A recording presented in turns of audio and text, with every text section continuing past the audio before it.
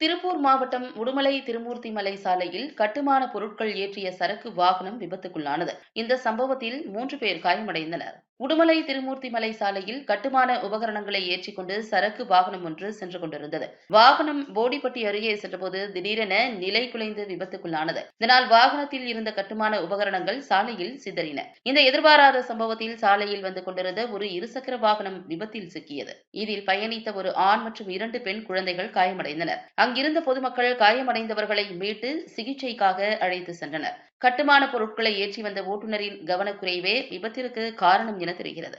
அதிகப்படியான எடை உள்ள பொருட்களுடன் தரைமட்ட பாலத்தில் ஏறியபோது விபத்து நேர்ந்ததாக கூறப்படுகிறது.